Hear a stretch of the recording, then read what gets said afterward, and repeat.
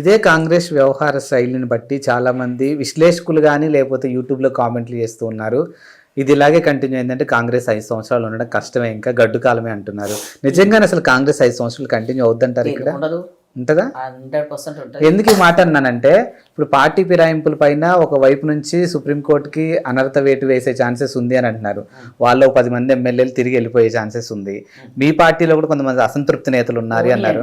వీళ్ళు ఒక 5 పోయారు అనుకో, మరి మ్యాజిక్ ఫిగర్ దాటుతుంది కదా, అప్పుడు మరి ప్రభుత్వం కూలిపోతుంది కదా. రాజ్యాలు మ్యాండేటరీ ఇచ్చి నీకు ఒక పార్టీ నుంచి గెలిపిస్తే, మా కాంగ్రెస్ నుంచి గెలిచి నువ్వు అక్కడ పోయి నువ్వు పోటీలకు పోయి మళ్ళీ మంత్రి పదవి తీసుకున్న వాళ్ళని మనం ఎట్లా ఎక్స్క్యూజ్ చేయమంటాం? అంటే ప్రజాస్వామ్యాన్ని అపహాస్యం చేసినట్టే కదా. కోర్టు ఇన్వాల్వ్ అయ్యింది, డెఫినెట్గా అవుతుంది. అది మా వాళ్ళు కూడా ఉన్నా తప్పదు, ఎలక్షన్ పోవాల్సిందే.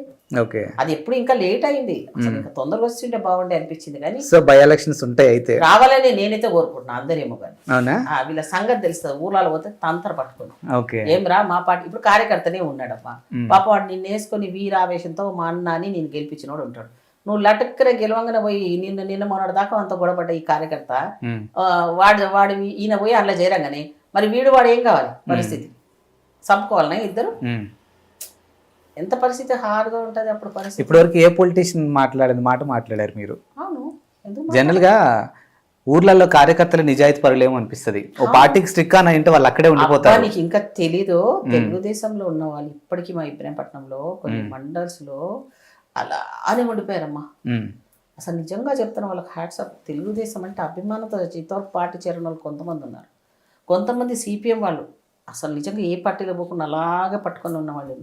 జాతి మీద అంటే పార్టీ మీద అభిమానం ఉండేవాళ్ళు ఇట్లా ప్రతి పార్టీలో ఉండొచ్చేమో అని టీడీపీ వాళ్ళు మాత్రం స్టిల్ ఇప్పటికి ఓకే పార్టీ అధికారాన్ని కోల్పోయినా అసలు దానికి ఉండదు ఉనికి అన్నా కూడా ఇట్లా పట్టుకొని ఉంటున్నారు. మా తెలుగుదేశం ఎప్పుడన్నా వస్తుంది. మరి ఇప్పుడు అలాంటి కార్యకర్తలు ఇక్కడ ఉన్నారు కదా, ఒకళ్ళు తెలుగుదేశం మళ్ళీ వస్తే పుష్పలీల గారిని అక్కడ చూడొచ్చా? లేదు, మాకు ఎందుకంటే ప్రాంతాలు వేరైపోయినాయి. తెలంగాణ మళ్ళీ సమైక్యలో అనుకొని 2 రాష్ట్రాలు కలవాలి అని అనుకుని స్వప్రయోజనం కోసం 2 రాష్ట్రాలు విడగొట్టానని అనుకున్నా, 2 పార్టీలలో ఇక్కడ చంద్రబాబు నాయుడు గారు ఇక్కడ ఉనికి పెట్టాలనుకున్నా, అప్పుడు పరిస్థితులు బట్టి అప్పుడు ఉంటుందేమో. కానీ ఇప్పుడు నేను వెళ్తాను లేదా వాళ్ళతో మేము ఎమ్మకేమైపోతామని మాత్రం చెప్పే పరిస్థితులు. రాజకీయాలు అనేది అంటే ఎప్పటికెప్పుడు ఏం మారుతుంది తెలియదు.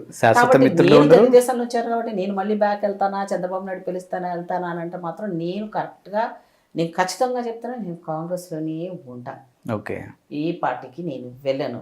దో ఆయన నాకు మంత్రి పదవి ఇచ్చిన ఎందుకు, నాకు దళితులకు సంబంధించి ఒక అభయహస్తం ఇచ్చిన పార్టీగా రాహుల్ గాంధీ గారి నాయకత్వంలో ప్రియాంక గారు, సోనియా గారి త్యాగాలను గుర్తుపెట్టుకుని ఆ పార్టీకి మాలాంటి వాళ్ళు కొంతమంది నాలాంటి వాళ్ళు ఉండాల్సిందే.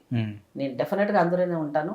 సరే వాళ్ళ సప్రయోజనం కోసం రాజకీయాలంటే ఇట్లా ఉండకూడదు అని అనుకుంటే మేబీ చెప్పలేము. మా సిచ్యువేషన్ అంత హార్డ్గా వస్తే చెప్పలేము. ఓకే, అంటే ఇప్పుడు ఏముందంటే నీతి నిజాయితీ ఉన్న వాళ్ళు రాజకీయంలో సక్సెస్ అవ్వరు, రైట్? ఇవాళ పార్టీలో ఏదైనా అబద్ధం చెప్పి టక్కున జంపైన వాడికి రేపొద్దున మంత్రి పదవి ఉంటున్నాయి, ఎమ్మెల్యేలు ఉంటున్నాయి. మనకు అంత నీతి లేకుండా ఉండాలనేది నా మనసు ఒప్పుకోకనే నేను చాలా వరకు ఇప్పటికీ అలా ఉంటున్నాను.